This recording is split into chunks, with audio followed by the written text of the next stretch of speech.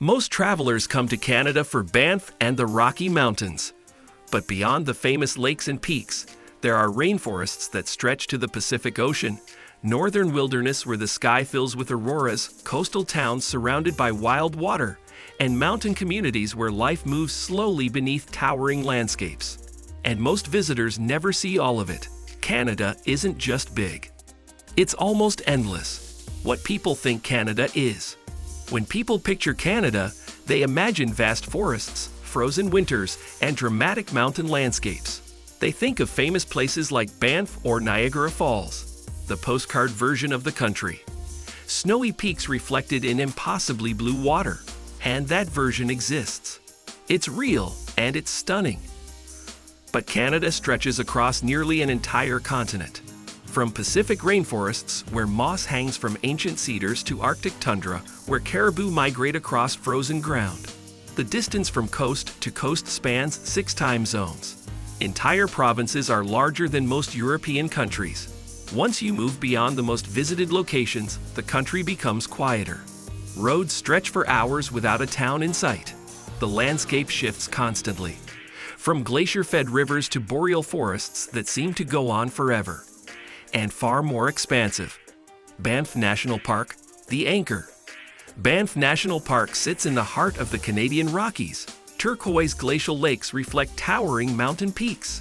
The color comes from rock flour, fine sediment ground by glaciers over thousands of years. It creates shades of blue and green that don't look real in photographs. Roads wind through valleys carved by ancient ice. The Ice Fields Parkway connects Banff to Jasper, passing glaciers, waterfalls, and alpine meadows along the way. Wildlife still moves freely through these landscapes. Elk graze near roadways. Bighorn sheep climb impossibly steep slopes. Grizzly bears roam through high mountain passes. It's one of the most photographed regions in North America. And for good reason. The mountains here dominate everything. But Banff is just the beginning of Canada's geography. The Rockies are iconic, but they're only one small piece of what the country contains. Vancouver Island. Off Canada's Pacific coast lies Vancouver Island. The landscape feels completely different from the Rockies. Dense temperate rainforests stretch toward the ocean.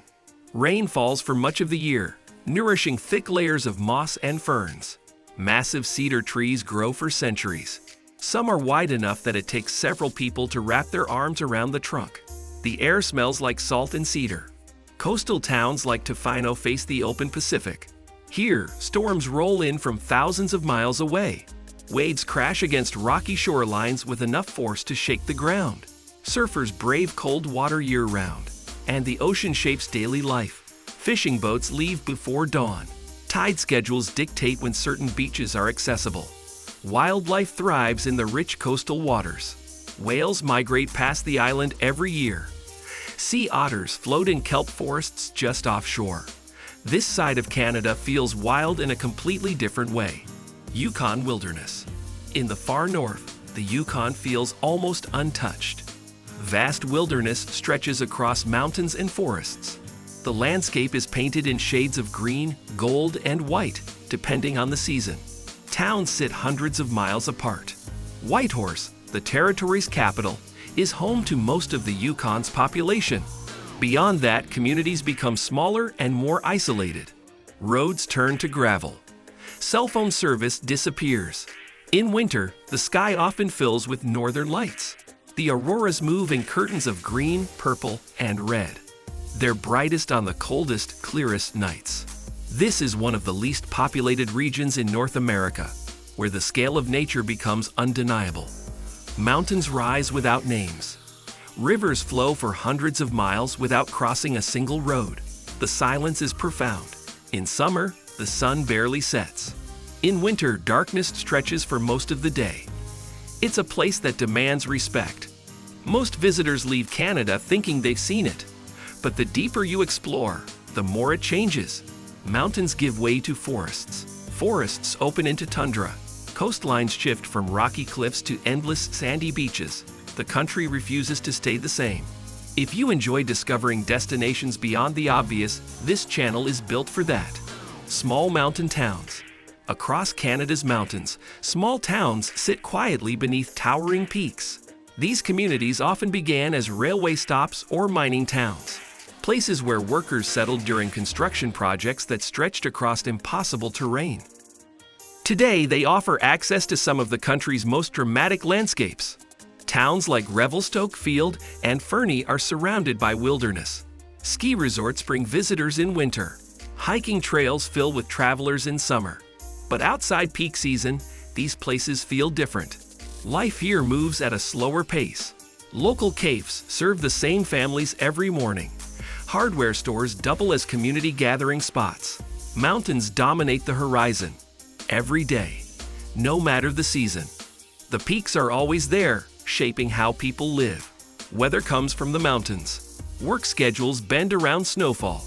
Outdoor recreation isn't a hobby. It's woven into daily life, wildlife, and open landscapes. Canada's wildlife remains one of its defining features. Bears roam through forests. Grizzlies in the interior, black bears along the coasts. In autumn, they gather near rivers to catch salmon. Moose appear near lakes and wetlands. They're larger than most people expect. A full-grown bull moose can weigh over 1,500 pounds. Eagles circle above coastal cliffs. Both bald eagles and golden eagles hunt across Canadian skies. Wolves move through remote valleys. Caribou migrate across tundra in herds that stretch for miles. Many regions remain protected wilderness. National and provincial parks cover vast areas. These protected zones create corridors where animals move freely across vast territories. Wildlife crossings over highways help reduce collisions. Conservation efforts continue to expand. In Canada, nature still dictates much of the rhythm of life. Animals aren't confined to distant reserves. They share the landscape. Food and regional traditions. Canadian food often reflects regional landscapes. On the coast, seafood dominates. Fresh salmon, halibut, and Dungeness crab come straight from Pacific waters. Smoked salmon has been a staple for Indigenous communities for thousands of years. In the interior, hearty meals suit colder climates. Tortilla, a spiced meat pie, appears during winter celebrations. Poutine, fries topped with gravy and cheese curds, originated in Quebec but spread nationwide. Local markets showcase fresh ingredients from nearby farms. Berries grow wild across the country. Most of it comes from Quebec. The process is simple. Sap from sugar maple trees is boiled down until it thickens. But the result is distinctly Canadian. Why travelers are exploring more of Canada? Canada continues to attract travelers looking for wide open landscapes. But many visitors are now moving beyond the famous destinations. Social media has made remote areas more accessible. Hidden trails and lesser-known parks gain attention. Road trips reveal enormous distances. Driving from Vancouver to the Rockies takes most of a day. Crossing the entire country by car takes over a week. Remote parks and smaller towns offer quieter experiences. Places like Grosmorn in Newfoundland or Nahanni National Park in the Northwest Territories see far fewer crowds. The country rewards exploration and patience because Canada doesn't reveal itself quickly.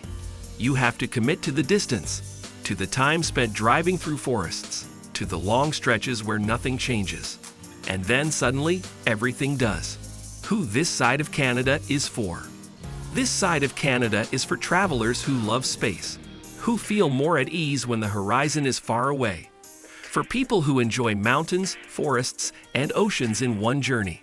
Who want to see how landscapes shift across thousands of miles. For those who prefer landscapes that feel untouched, where wildlife sightings are common, where trails lead into valleys that few people visit.